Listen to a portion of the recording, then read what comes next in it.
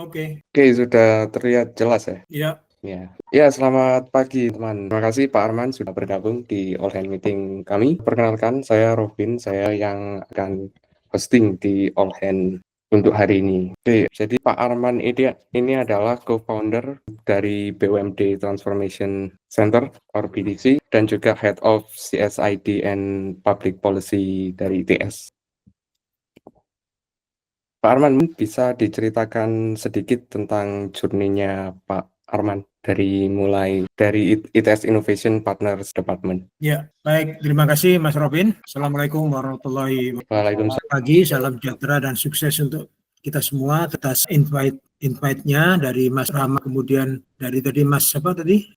Bukon ya, dan Mas Cincu yang gitu ya. Sebenarnya awal karir saya itu di manajemen edukasi itu adalah 2010 saya menjadi staf khusus rektor ITS gitu ya. Jadi kemudian 2010 sampai 2005 itu saya melanjutkan S3 di UGM gitu ya. Ya, S3 UGM in the field of industrial engineering, doctoral industrial engineering, dan pada tahun 2011-2009 saya balik dari program doktoral saya di IM, saya menjadi Vice Deputy daripada Innovation and Partnership Department. Ya, kemudian selama periode tersebut itu juga menjadi Kepala Laboratorium Business Analytical and Strategy di Departemen Manajemen Bisnis. Ya, Departemen Manajemen Bisnis is look like School of Management Business in ITB, ya, like that, but it is in IT. Dan 2002 sekarang saya menjabat sebagai head dari Center Public Policy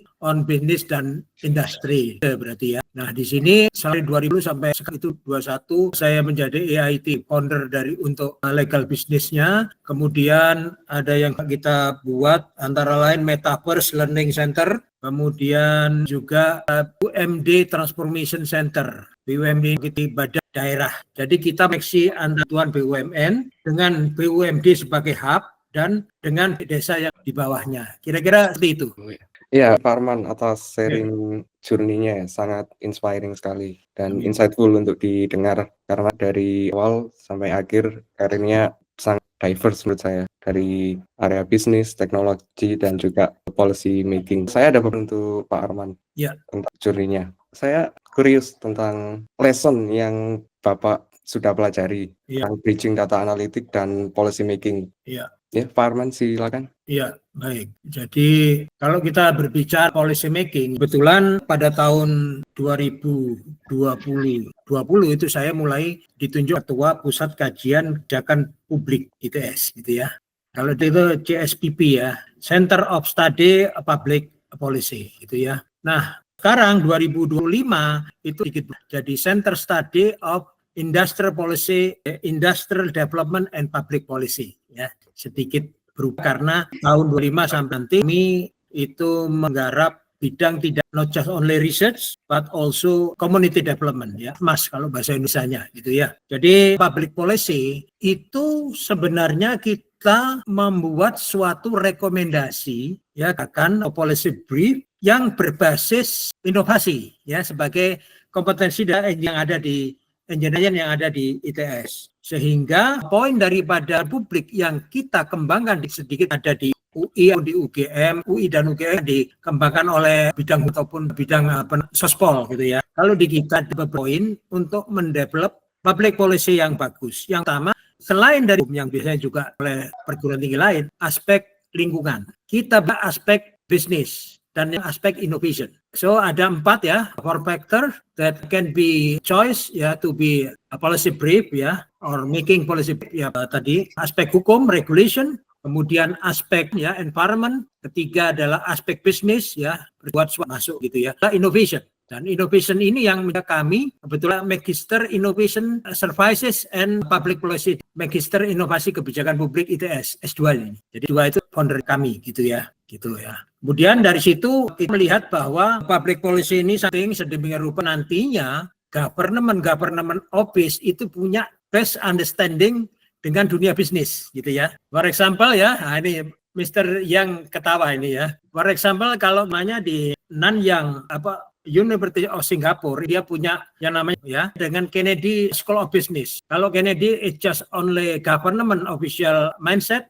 Kalau Nanyang, emang lulusan daripada Nanyang ataupun Nanyang Fellow itu memahamannya antara government dan bisnis, sehingga mahasiswanya mereka itu terdiri daripada mix antara government dan bisnis yang mereka rising star gitu ya. Kira-kira Robin. Oh ya, terima kasih Pak Arman, sangat inspiring untuk insight-nya. Yeah. Saya kira teman-teman di sini punya inspirasi dari journey-nya Pak Arman ya, dari data analitik dan policy making dari dan innovation. Move ke question 2 Pak Arman. Ya. Kalau saya lihat Pak Arman itu mendirikan AITA Foundation. Saya penasaran, yang mendasari Pak Arman untuk membuat foundation itu apa Pak Arman? Oke, jadi AIT Foundation itu kan datang daripada AIT ya, Asian Institute Technology alumni ya. Alumni AIT yang Indonesia. AIT itu dia ada di Bangkok kan, ya itu sekolah internasional ambil master degree. Nah pada saat AIT itu kan di Indonesia itu hanya kayak not just berbadan hukum. Ya WAG Group alumni gitu ya. Ini saya ini bisa doing business ya, ketemu dengan alumni not just only talking or makan-makan gitu ya, tapi we will make something that more valuable gitu ya. Jadi AI itu seperti ya, badan hukum sedang melakukan kolaborasi, misalkan betul AIT itu alumninya ada Amerika itu juga gitu ya, pakar AI, bisa ada yang di Universitas PTN maupun PTS, sehingga making collaboration. Ya, making collaboration sedemikian rupa kita bicara yang namanya kan adanya higher order thinking ya, teman. Higher order thinking ya, the top level of the higher order thinking is ya create ya. Jadi creation is something that must be encouraged by innovation kan. So dari situ banyak yang bisa buat AIT ini sebagai badan ya, sama betul juga membuat asosiasi yang ADIDES, Asosiasi Dosen Integrator Desa itu ya. Jadi mereka desa, nah potensi desa ini kalau dilebarin besar gitu ya. Sementara ini enggak mungkin masalah sumber daya manusia ya. Jadi ada Asosiasi Dosen Integrator di mana AIT itu masuk di situ. Ya, alumni kita juga kembangkan Indonesia Blockchain Center. Jadi founder ya di IBC Indonesia Center itu pertama itu adalah di ITS gitu ya. Kita dapat support dari Dubai Blockchain Center gitu ya. Dari Khalid Siri, Deputi Kemenko gitu ya. Kita coba isikan UNHAS gitu ya, di mana UNHAS nanti akan bikin Indonesia Blockchain untuk Indonesia bagian timur, tapi di bawah kita juga dengan digital syariah teknologi itu ada Blockchain Center. Sehingga dengan demikian kalau kita lihat dari sisi mungkin ya adik-adik sekalian, saya banyak create sesuatu gitu kan ya. Tetapi saya harus punya banyak dan ya, karena orang itu kan begitu create, dia akan create lain gitu ya. Jadi lain tinggal masih dengan baik, meskipun sudah berapa ini ya. Ada Magister Innovation and Public Policy S2 di ITS, kemudian ada Indonesia Blockchain Center, ada ADIDES gitu ya. Kemudian ada BUMD Transformation Center. Kira-kira gitu. Jadi sekarang kurus ini. Ya, oke. Sangat inspiring ya. Jadi Pak Arman ini membuat AITA dan juga ADIDES tadi ya, itu untuk membuat inovasi ya. Ya, menarik sekali. Dan ada beberapa inovasi yang pertama kali di Indonesia, Pak Arman. Ya, Indonesia Blockchain Center. Ya, Indonesia Blockchain Center kali. Ya. Ya, sangat inspiring. Move last question Pak Arman. Saya sarah tentang BUMD. Nah, ini challenge-nya itu apa itu untuk dan opportunity untuk lokal ekonomi transformation. Baik, BUMD ini dari sisi aset ya kan. Dan antara kan padahal kalau BUMD aset Indonesia dijadikan satu itu bisa hampir 2 antara kan ya. Jadi nanti saya kirimkan brosurnya Bin gitu ya, di Transformation Center. Sementara ini kan antara BUMD dan desa itu padahalnya satu kan, sektoral ini ada gitu kan. Sehingga kami dari tinggi saya menggandeng tidak hanya orang ITS tapi juga aliansi kami yang ada di ADIDES, antara lain dari UGM itu, dari UI itu ada Artificial Intelligence Center Indonesia, dari UB itu ada gitu ya, dari UNER juga ada gitu ya. Jadi kita harus bikin aliansi sedemikian powerful, kita adalah penetrasinya secara nasional lebih kuat gitu kan. Bisnis begitu kan. Jadi dari sini kita contohkan ya.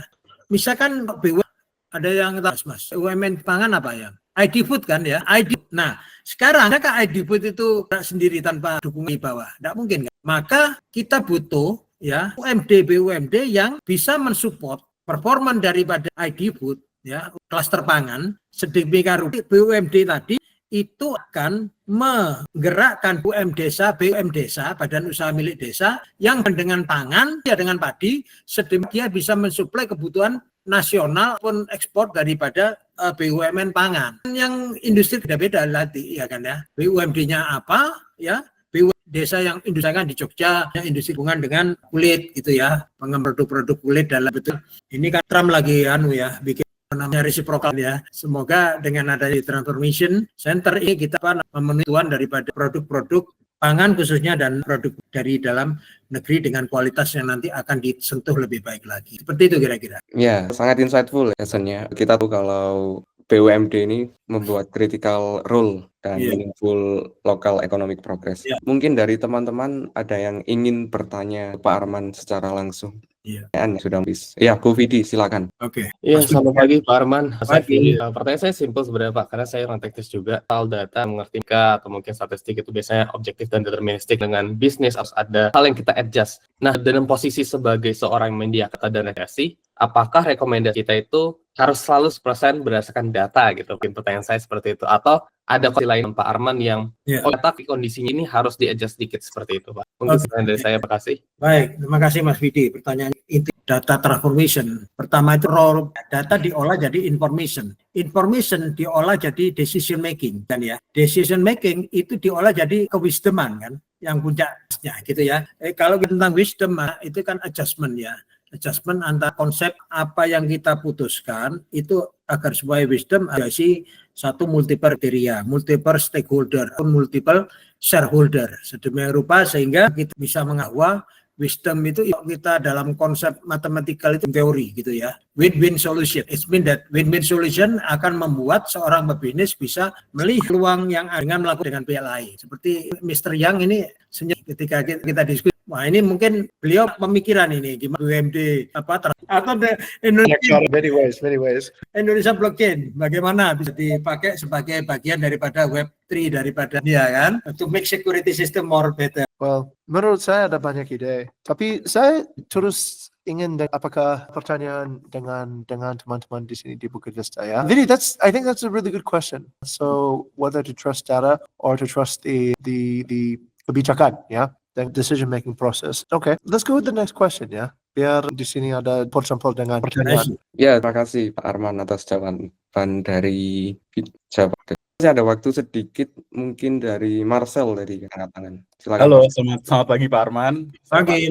Ya, saya mau bicara Bapak Arman ini mengkategorikan suatu masalah bahwa masalah tersebut itu dapat di-resolve dengan policy making gitu. Bagaimana melihat gitu bahwa this is a problem that can be solved with policy making. Gitu, Pak. Ya. Jadi dari solution, kalau system thinking gitu ya. Ini tentunya Mr. Yang perlu ajarkan system thinking kepada all of the people in the Bukit Vista ya kan. Ada pendekatan dan masalah itu kan tak aktif gitu ya kan. Tetapi reaktif ya. Pada intinya next gitu, melihat di aktif itu ada pendekatan yang sifatnya seperti melihat ya kan ya, dan paling sistemik pendekatan structure itu ya, structure kalau di konsep system thinking gitu ya. Nah, kalau kita bermasalah yang harus bisa diselesaikan oleh, maka kan itu ada dua kan ya, atau kebijakan di level korporasi ataupun kebijakan makroekonomi gitu ya. Maka korporasi itu kebijakan di level kan mikroekonomi ya, sementara makroekonomik itu government policy gitu ya. Sebagai contoh, ada masalah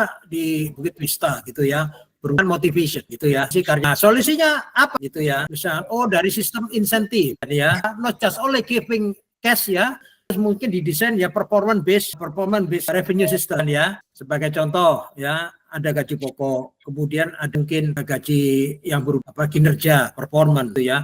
Performance pun bisa dibagi-bagi ya. Ini tergantung daripada behavior environment customer tersebut gitu ya. Sebagai contoh, saya diskusi dengan pemilik toko ya, toko elektronik ya. Dia itu akan tentang rumahnya dia ya. Ternyata sense payment yang bagus gitu ya. Meskipun dia bukan sadang gini, saya itu bagi gaji saya itu gaji gitu ya, satu. Gaji itu is mean that 100% hadir kan, maka 100% insentif ya gaji pokok.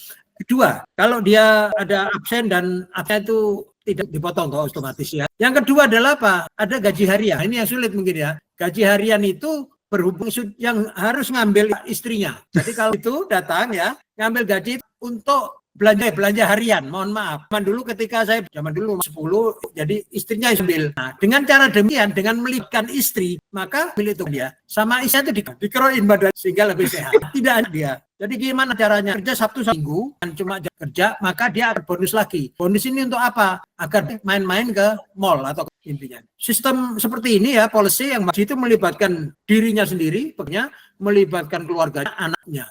Sehingga dengan demikian semangat lah itu ya, Pak Yang ya. Sedangkan di level makro ekonomi ya, harus kita premanis sehingga doing the business di Indonesia ini baik.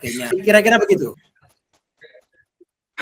So wise. Thank you. Ya, terima kasih Pak Arman. Semoga Marcel puas dengan jawabannya. Pak Arman, thank you once again for coming with us. Okay, see you. We really appreciate you joining us today. Thanks. If you would like, you are welcome to stay and observe our all-hand meeting. And if you have another activity line up, feel free to leave our convenience. Baik, saya izin bagi yang menunggu. Semoga adik-adik di Bukit Vista, Pak Yang itu giving best performance ya, to be good corporate in Indonesia, especially in Bali and other country. Oke, sampai jumpa. Wassalamualaikum Hands for Arman. Waalaikumsalam. Ada masalah ya di Vista ini ya, manajemen bisnis ya. Bu Erika ya. Oh iya betul. Ya, saya dan Mas Rehan. Dulu saya di kelas Pak Arman waktu makroekonomi sama waktu KKN di ternyata.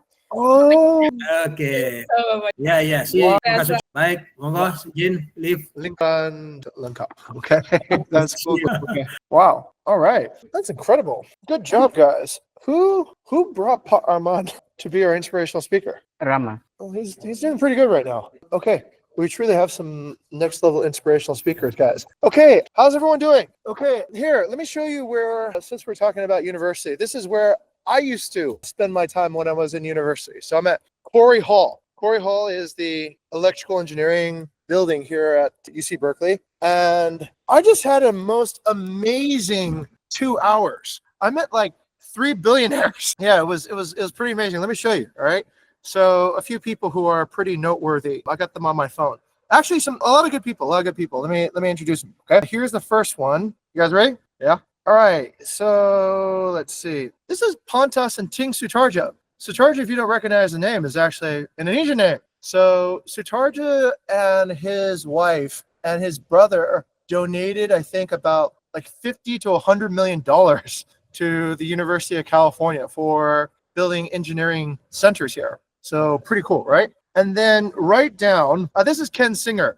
Ken Singer is our buddy now for Con, right? Ken is the managing director of the Sutarja Center of Engineering, Entrepreneurship, and Technology. And Ken was actually our house guest at a RTT here in California a few days ago, actually. So that's Ken. And just earlier, I met Miller. I don't know if Vidi remembers this guy, yeah? Miller showed up. And Miller was the inspiration for putting ranking and that jackpot moment on BVGO. Remember it? We talked about Jesse Shell game design. So those of you who've been working on BVGO and wondering, why do we put the ranking? Why do we put the actions? Why do we put these things? This was actually inspired by a 3-hour discussion I had with Miller about using game design to actually manage relationships. So that was pretty surprising seeing him there. And then the last guy is, let's see, I got him here somewhere. This guy, here's my Dean of Engineering.